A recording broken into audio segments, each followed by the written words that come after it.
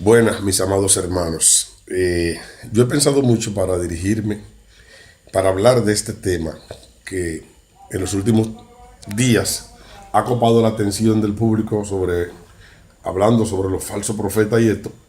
Y he decidido tocarlo sin acusar a nadie de falso profeta y sin mencionar incluso ningún tipo de acontecimiento.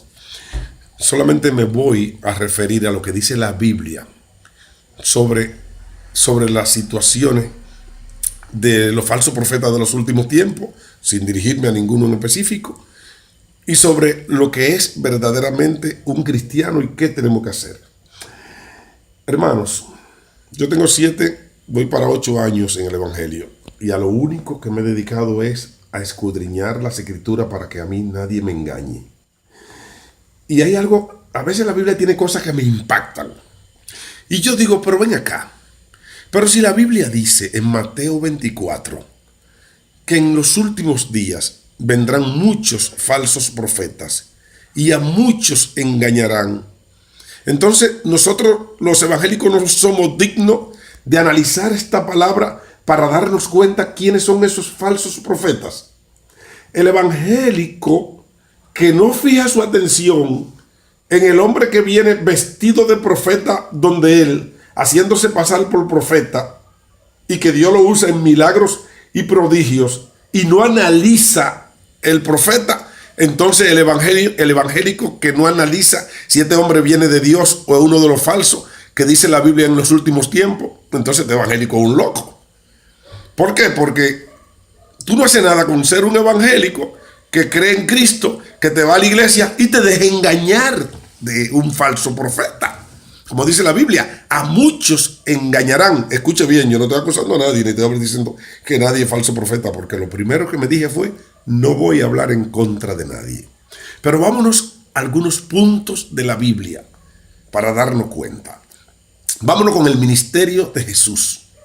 En el ministerio de Jesús había un señor que manejaba la finanza del ministerio. Se llamaba Judas Iscariotes, quien entregaría a Jesús y lo traicionaría posteriormente. Este hombre, en varias ocasiones, incluso cuando fue la mujer del perfume, dijo, caramba, este perfume pudo habérsele dado a los pobres. Y dice la misma Biblia que esto él lo hacía para aprovecharse y robarse el dinero. O sea, dice la Biblia literalmente que lo hacía para robarse el dinero. Entonces, ¿cuál era la actitud de Judas que andaba con Cristo? Escuche bien. Era decirle a la gente, ven, trae, si tú quieres ser bendecido por Cristo, trae el dinero. Mientras tú más traes, más Él te puede curar. Pero aquí hay una cosa, tenemos un detalle de algo. La Biblia no registra en ninguna parte que Jesús utilizara el dinero de su ministerio. Cuando la Biblia habla de que Jesús utilizó dinero, no usó dinero del ministerio.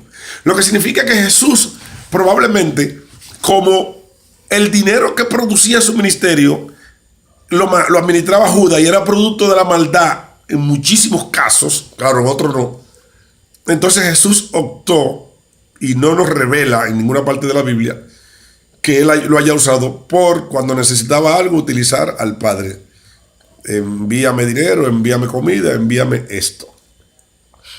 Porque en los últimos días ha venido un evangelio denominado y proclamado evangelio de la prosperidad. Han venido ese evangelio terrible que han puesto a Dios como una prostituta. Ven, tráele a Dios para que Dios te dé. O sea, eso es una prostitución. Si tú no me das, yo no te doy. Y Dios es una prostituta. Entonces, así es que lo queremos poner a Dios como una prostituta. Entonces, si Dios tú no le das, Él no te da. Pero vamos al punto. ¿A quién es que tú le traes el dinero de Dios? Tiene que traérselo al profeta. O sea, quien le administra el dinero a Dios es el profeta mentiroso, que dice que él es el administrador de lo cual te dio. Tráele a Dios para que Dios te ayude. Una manipulación mentirosa, un vulgar robo de lo que predican el evangelio de la prosperidad. Están blasfemando contra Dios y están pecando a diario cuando quieren poner a Dios como una prostituta. El que no le da a Dios, Dios no le da. Eso es una mentira. Cuando Dios tiene un propósito contigo, tú no tienes que darle absolutamente nada. Te lo da por gracia. Porque Cristo, que fue lo más grande, dio su vida en la cruz del Calvario por nosotros a cambio del arrepentimiento, no a cambio de tu dinero ni de nada. Eso es una. Por otro lado, vamos a ver, podemos identificar a los falsos profetas. Escuche bien, el que no encuentre forma de cómo identificarlo, vamos a identificarlo ahora mismo. Y está en Lucas capítulo 7, versículo 20. Lucas capítulo 7, versículo 20 dice que Juan el Bautista, a quien se le metió una duda en su corazón sobre Jesús, envió a sus discípulos para pregúntale si es él el que ha de venir o si tenemos que buscar a otro o si tenemos que esperar a otro. O sea, diciendo, dime si tú no eres el Cristo. O sea, dudó de Jesús. Cuando usted tenga, porque todo el mundo tiene derecho a dudar hasta de Cristo, porque si Cristo no viene a hacer lo que tiene que hacer y hacer las señales que tiene que hacer para que crean en su palabra, que es la función de los milagros. Los milagros es para respaldar la palabra del profeta. Dice la misma Biblia, se ha hecho para eso en todos los tiempos. Entonces, cuando los discípulos fueron donde Jesús y le dijeron, Juan te manda a decir que si eres tú el que ha de venir o si tenemos que esperar a otro. Jesús no le dice, no, pero ustedes dudan de mí, no. Él le dice, díganle a Juan lo que han visto. Y hay tres cosas fundamentales que identifican un profeta.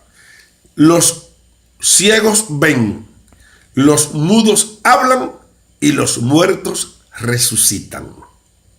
Y esto es comprobado. Cuando usted quiera saber si un profeta es verdadero, dígale que le enseñe el ciego que era ciego y vio. ¿Cómo lo sabemos? En la República Dominicana sería fácil. Llévenle a Teodoro Reyes, el bachatero. Si pone a que Teodoro Reyes vea, entonces el profeta es verdadero. Llévenle a los ciegos de la lotería, que todo el mundo sabe que son ciegos. Pero no, que no traigan un ciego por ahí, que nadie sabe de dónde apareció. Porque puede ser, es una manipulación. Como a diario los falsos profetas viven manipulando. Entonces, si el profeta no hizo que el ciego vea, no hizo que el mudo hablara y no hizo que el muerto resucitara, entonces el tal es un mentiroso. O sea, no voy a acusar a nadie del falso profeta. Solamente estoy diciendo y diseñando y diciendo que el profeta, llámese como se llame, no voy a mencionar nombre, ni voy a acusar a nadie, ni voy a hablar de ningún acontecimiento. El profeta, venga dentro de 100 años, dentro de 700 años. Si el profeta que viene de parte de Dios, aparte de que no venga con un mensaje de Cristo, un mensaje de la cruz, sino el mensaje de prosperidad, primer capítulo. Mensaje de prosperidad es un mensaje de manipulación y de mentira para sacarle los chilitos a la gente. Es un mensaje mentiroso. Segundo, si los milagros no se producen convincente, que todo el mundo lo vea, sin dudas, entonces el tal es mentiroso. Los milagros, un milagro y una sanación son dos cosas diferentes. Los milagros son para que respaldar las palabras del profeta y tienen que ser milagros, no sanación. Sanación es que se sanó de un cáncer.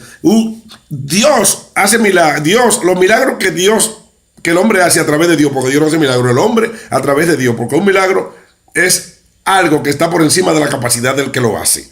Los milagros que el hombre puede a través de Dios lograr recibir, porque el hombre recibe los milagros, tampoco lo hace. Tiene que ser milagro que se vean que son milagros, que convenza a todo el mundo.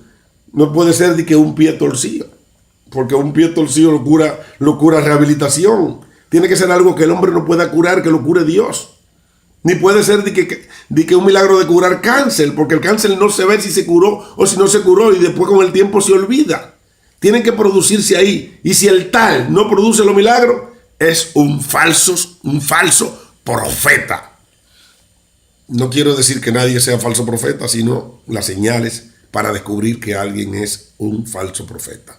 Me da pena que muchos evangélicos estén siguiendo falso profeta y se han engañado, porque la Biblia dice que tengamos cuidado, porque en los últimos días vendrán muchos falsos profetas y a muchos engañarán. ¿A quién engañarán? A los evangélicos. porque por sí el mundo no cree en los profetas. Los únicos que pueden creer en los falsos profetas son los evangélicos. Así es que no se deje engañar, hermano. Escudriñe las escrituras y escuche bien, para que nadie lo engañe. Fije su mente en Cristo, que usted puede usted mismo con su fe producir un milagro. Quédese en su casa, ore a Dios, créale a Dios, fije su mente en Dios, fije su mente en Cristo. Olvídense de los hombres. Cristo no va a venir mientras los cristianos tengan su mente en los hombres, porque están idolatrando falsos profetas. Se llama idolatría. Cuando una multitud de 100,000 gente le cae atrás a un solo hombre, se llama idolatría. Sobre todo si el hombre no da señales de ser un verdadero profeta. Dios me le bendiga a todos. Busquen de Cristo. Suelten los hombres, hermano. Dios me le bendiga.